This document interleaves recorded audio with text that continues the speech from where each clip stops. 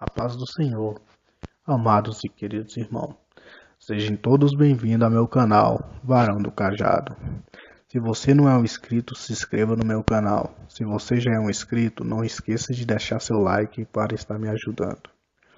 Irmãos, não se esqueçam também de me seguir no Facebook. Curta minha página no Facebook. O link vai estar aqui na descrição desse vídeo. Hoje, como prometido no vídeo anterior, hoje eu vou estar resumindo, porque a história é longa. Hoje eu vou estar resumindo a história de um grande profeta conhecido como Profeta Elias.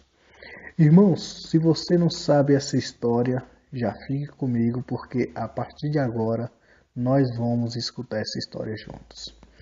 A Bíblia diz em 1 Reis, capítulo de número 17, a Bíblia diz que quando Elias aparece, ele já aparece profetizando. Pois é, a Bíblia não menciona nenhuma palavra que vem de Elias antes de qualquer coisa, mas quando aparece Elias, ele já chega profetizando. E quem reinava naquele tempo era o rei Acabe. Acabe, para quem não sabe, ele perseguia o povo de Deus e mandava matar o povo de Deus, os profetas de Deus. Naquele tempo, muitos profetas de Deus morreram. E Elias ali chega naquele rei e fala: a partir de hoje, se eu sirvo o meu Deus, não haverá chuva nem orvalho, senão a minha palavra. Quando Elias fala isso, ele fala a palavra dele. Ele não coloca o nome do Senhor na frente de tudo. Ele fala segundo a minha palavra. Pois é, meus amados irmãos, esse profeta é diferente. Irmãos, interessante é que lá em João, a Bíblia relata que todo mundo confundia, pensava que João Batista era Elias e também pensava que ele era Jesus. Mas João Batista negava e falava: não, eu não sou Elias, eu não sou Jesus. Tu és profeta? Eu não sou profeta.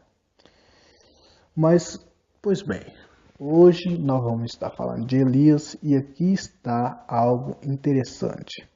Lá em Apocalipse a Bíblia diz que vai aparecer duas testemunhas e uma delas vai testemunhar e vai parar de chover e a outra vai transformar água em sangue.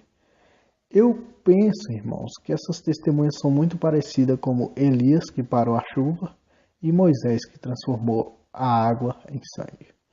Mas isso vai ficar para um próximo vídeo. É esse os relatos que eu tenho de Elias, mas agora eu vou contar, de fato, resumidamente a história de Elias. Elias chega a rei Acabe e fala tudo isso, e depois Deus toca Elias e fala: vá para aquela beira daquele riacho. Elias chega na beira desse riacho e sabe quem os alimenta? Você não vai acreditar. Você que não leu a Bíblia até hoje, eu vou te falar e você vai ficar de cara. Para você ver que Deus é Deus na vida do homem. Quem alimentava Elias eram os corvos. Pois é, esses passarinhos pretos mesmo aí, que parece um passo preto, mas não é um passo preto. Deus usava os corvos para alimentar Elias. E sabe o que é mais interessante ainda? É que por ser um passarinho, tinha que levar o quê? Tinha que levar umas frutas, tinha que levar alguma coisa, qualquer tipo de coisa do mato. Porém, eles não levavam frutas, eles não levavam nada disso, nenhum tipo de fruta, mas eles levavam carne. Pois é, meus amados irmãos, eles levavam carne para Elias. Interessante, né, rapaz? Deus é fiel. E ainda tem gente que não crê que Deus é Deus. Irmãos, Elias passou certo tempo ali comendo carne e bebendo água naquele riacho. Elias, depois daqueles tempos, ele pega e Deus fala para ele: depois de muito tempo, aquele rio seca e Elias tem que sair dali e caçar um rumo. Porém, Deus manda ele e direciona ele a uma senhora, a qual era viúva. Aquela senhora só morava com um filho. ele chega nessa senhora e pede: senhora, me dá um copo d'água. Na hora que esta mulher vai buscar a água, ele grita e pede: se possível, traga também um bolinho para mim. Mas não era possível, porque ela falou: olha, eu só tenho um pouquinho de trigo e o que eu tenho eu vou fazer um bolo para mim e para o meu filho e depois disso nós estamos entregues à morte, porque ela não tinha mais nada para comer. Elias, porém, disse assim: assim diz o Senhor dos Exércitos, não faltará farinha na botija, não faltará azeite na botija e nem farinha na panela. E pediu para ela fazer. E ela fez, e assim sucedeu. Não faltou farinha na botija e nem azeite. Não faltou farinha na panela e nem azeite na botija. Elias morou muito tempo ali com aquela senhora. Chega um tempo que aquele filho da senhora pega e morre. E aquela mulher se desespera e fala: Deus lembrou dos meus pecados, enviando você aqui. Elias, porém, tira suas vestes e deita-se com aquele menino. Não se escandalize, meus amados, não pense desta maneira. Ele se deita e passa o seu calor corporal para aquela criança. E ali, naquele deitar, ele ressuscita dos mortos. O primeiro homem a ressuscitar foi Elias. Elias foi usado por Deus para ressuscitar aquela criança. E Elias ali foi um canal de bênção para aquela mulher, pois não faltou farinha na botija nem azeite.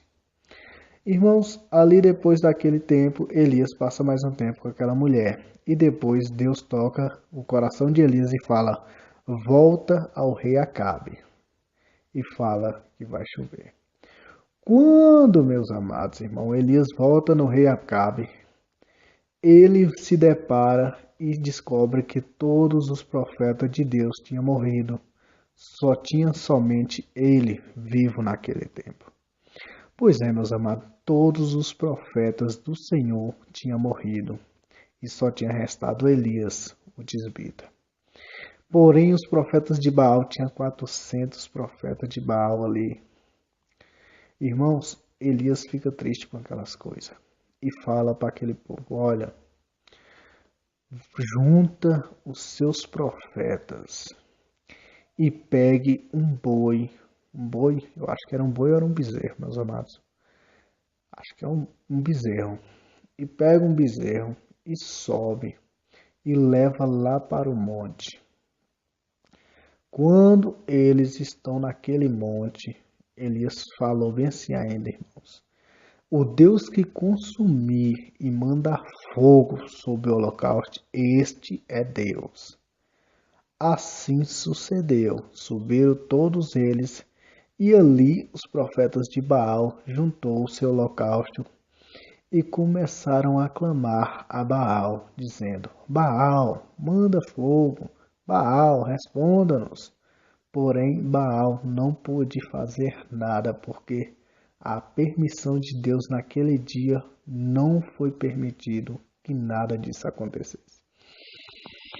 Então, meus amados e queridos irmãos, o que podemos ver que Elias ali começa a caçoar da cara daqueles caras e começa a rir deles, pois o Deus deles não manda fogo e até meio-dia. Nesse trecho eu descubro que o lance de cortar pulso é adorar a Baal, e quem adora a Baal está adorando a demônios.